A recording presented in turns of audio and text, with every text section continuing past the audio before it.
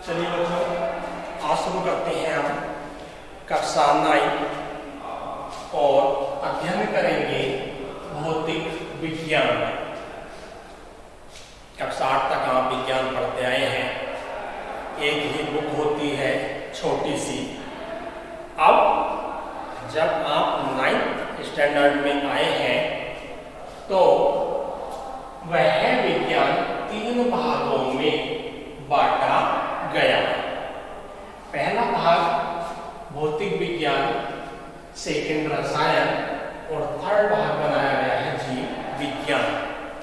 अब 9 से आप इन तीनों भागों का ही अध्ययन करेंगे। मैं आपके साथ रहूंगा भौतिक विज्ञान में और रसायन विज्ञान एवं जीव विज्ञान आपको दूसरे अध्यापक पढ़ाएंगे। भौतिक विज्ञान शुरू कर रहे हैं। बहुत ही इंटरेस्टिंग सब्जेक्ट है, चूंकि हमारे दैनिक जीवन से जुड़ा हुआ है। हमारे दैनिक जीवन में जो घटनाएं होती हैं, उन अधिकतर घटनाओं का अध्ययन हम भौतिक विज्ञान में करेंगे। हम यदि उदाहरण के रूप में लें तो हम सड़क पर किस तरह चल पाते हैं, या कोई चिकनी सतह है तो वहां हमें चलने में कठिनाई क्यों होने लगती है। इस तरह की बहुत सारी चीजें। एक छोटा सा उदाहरण आपको पढ़ाया भी गया होगा कि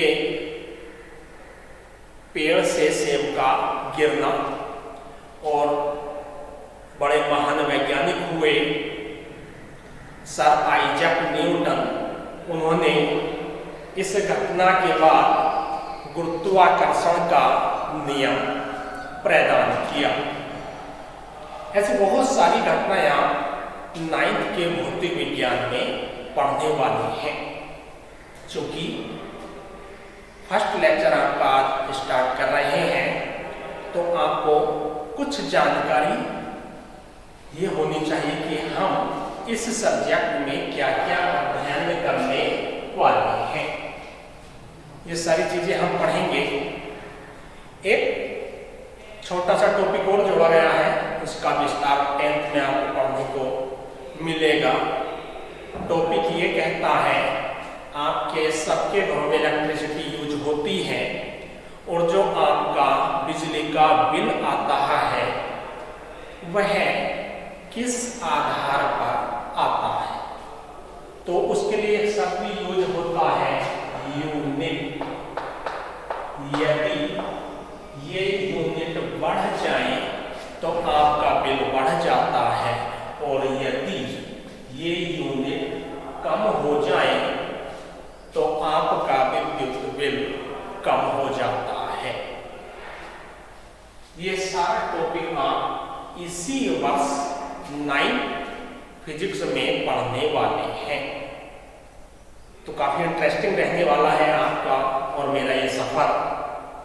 शुरुआत करते हैं और ध्यानपूर्वक हम अध्ययन करेंगे। भौतिक विज्ञान 3 भागों में बांटा गया। First part physics, PHYSICS physics कहा अंग्रेजी में। अब फिजिक्स पढ़ने से पहले मैं आपको कोई टॉपिक शुरू कराऊं, उससे पहले एक समस्या आती है। समस्या ये आती है कि कक्षा 8 तक हम घातों का उतना अच्छा ज्ञान प्राप्त नहीं कर पाते जितने की आवश्यकता हमें भौतिक विज्ञान में होती है। अब यदि हमारी घातें कमजोर रह गई तो बड़ी समस्या आएगी, क्योंकि फिजिक्स में अधिकतर पोर्शन न्यूमेरिकल होता है, और न्यूमेरिकल हम तभी अच्छा कर सकते हैं जब हमारी घातें बहुत अच्छे से तैयार हो, हमें आती हो किस तरह से हमें घातों को सोल्व करना है। चूंकि बहुत बड़ी बड़ी वैल्यू होती है हमारे यहाँ। अब इतनी इतनी सारी बड़ी वैल्यू को याद रखना बड़ा मुश्किल होता है। अतः इन सबके हेतु हमें घाते सीखनी है और घाते सीखते ही हमारा काम बड़ा आसान सा हो जाता है। अब उसी के साथ इन घातों में मैं आपके साथ रहूंगा इस नए टॉपिक में, जिसका नाम मानक रूप मैंने यहाँ लिखा हुआ है। हालांकि कक्षा 7 के मैथ में आप सबने अध्ययन किया है, किंतु उस समय बीत चुका है। छोटे से क्वेश्चन किए थे, आप भी छोटे थे, लेकिन अब उसका रूप थोड़ा सा बड़ा हुआ है, क्योंकि आपकी उम्र बढ़ी है, उसी हिसाब से टॉपिक भी बढ़ते जाएंगे।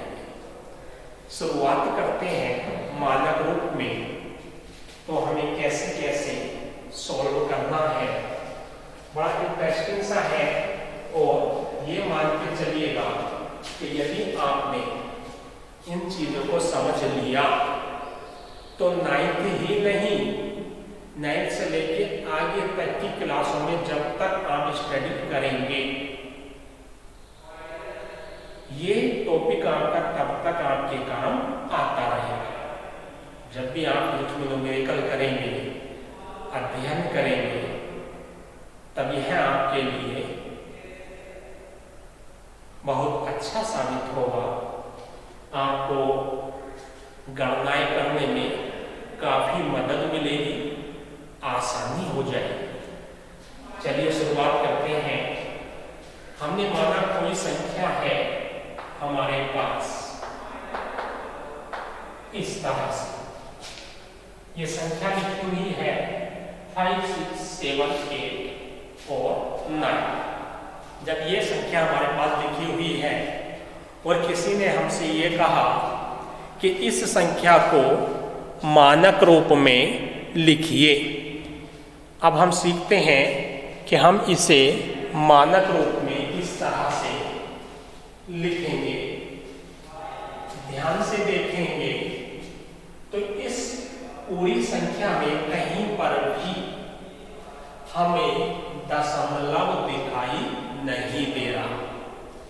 ध्यान से देखिएगा, आपको कहीं पर भी कोई दशमलव, कोई पॉइंट दिखाई नहीं दे रहा। और हम बातों को तभी लाएंगे जब हमारे पास दशमलव यथास्थान हो। अब यदि किसी संख्या में कहीं पर भी दशमलव ना हो, तब क्या करना है?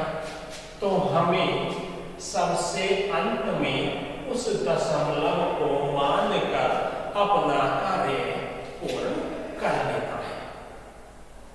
सबसे अंत में मतलब यहाँ सबसे अंत की जो डिजिट लिखी हुई है, उस डिजिट के बाद में हम यहाँ पर पॉइंट मान लेते हैं। तो यहाँ हमने पॉइंट माना है। अब यह पॉइंट हम यहाँ से उठाकर पहले और दूसरे अंक के बीच में लाएंगे। यानी हमें लाना ही पहले और दूसरे अंक के बीच में है। तो हमारा मानक रूप कंप्लीट हो जाएगा। फिलहाल कहाँ मानकर चल रहे हैं? सबसे अंत में मानकर चल रहे हैं और यहाँ से यहाँ लेकर आना है। चलिए शुरुआत करते हैं। यहाँ से यहाँ ले आए, संख्या बनी 5.678 अब जब हमने पॉइंट की पोजीशन चेंज कर दी, जब हमने पॉइंट की पोजीशन चेंज कर दी, तब इस वैल्यू पर कोई इफेक्ट तो आएगा। उस इफेक्ट की पूर्ति के लिए अब हमें घातों का सहारा लेना होगा। कैसे?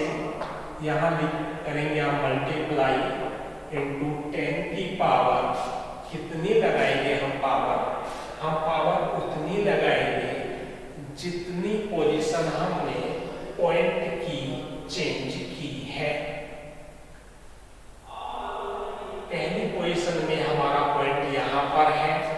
यहां से पॉइंट यहां आया, तो जब पॉइंट यहां से यहां आया है तो अंक काउंट कीजिएगा, नंबर काउंट करें तो 1 2 3 4, यानी 4 पावर हम लगा देंगे। यानी यहाँ पे माना है हमने पॉइंट को यहां से उठाकर हम यहां लाए। आसान शब्दों में कहें तो 1 2 3 4, यानी 4 पावर हमें यहाँ पर लगानी। अब एक छोटी सी चीज इसमें और जोड़नी है कि ये जो पावर आई 4 यानी 4, इसका चिन्ह क्या लगाए, इस 4 का चिन्ह क्या लगाया जाए। तो इस 4 का चिन्ह जो हमें लगाना है उसी पर अब आगे डिस्कस करते हैं। आपने ये संख्या रेखा का अध्ययन किया है, सभी ने किया है।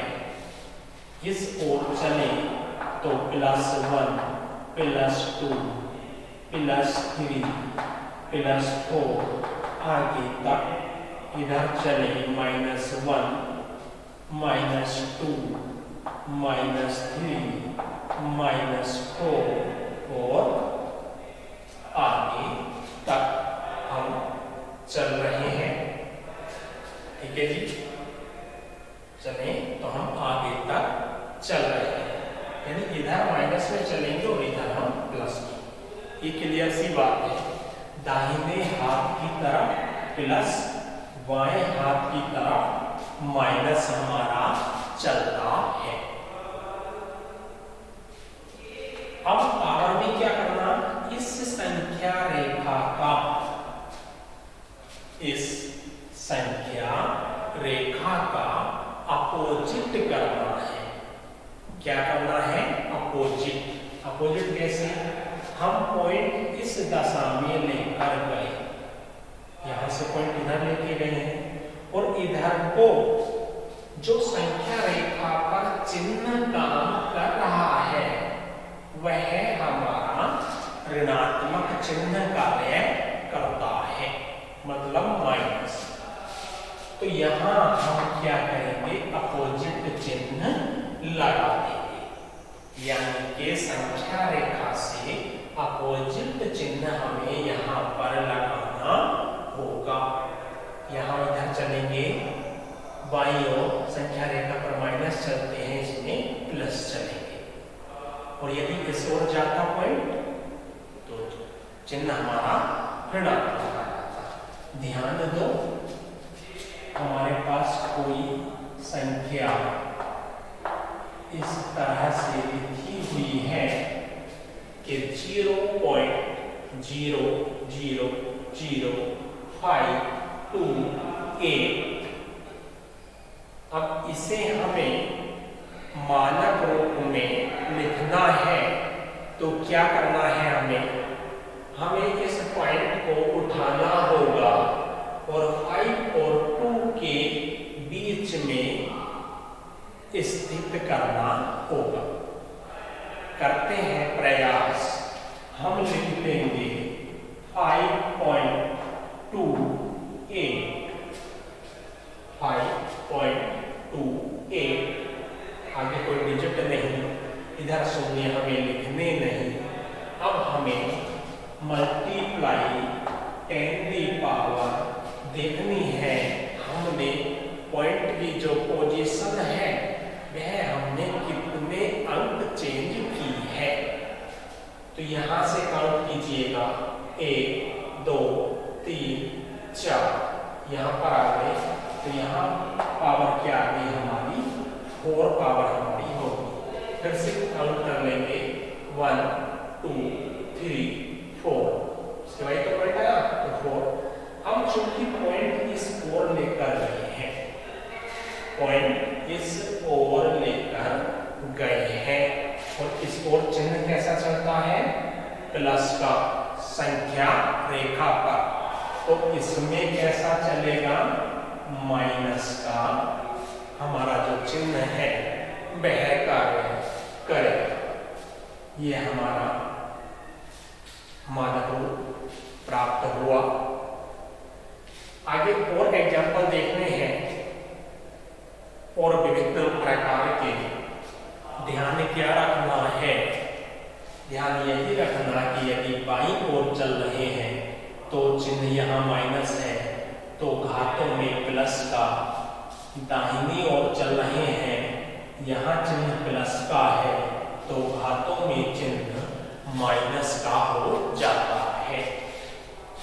आप बने रहिए मेरे साथ, क्योंकि आज हम बहुत ही इंटरेस्टिंग सब्जेक्ट फिजिक्स की पहली क्लास में अध्ययन कर रहे हैं, अर्थात 9th की फर्स्ट क्लास आज मेरे साथ आप सब। तो डियर स्टूडेंट, आगे चलते हैं और कुछ नए एग्जाम्पल्स के साथ में। यदि इस तरह से लिखा हुआ हो, यानी कि इसमें पहले से पॉइंट हो, तब क्या किया जाए?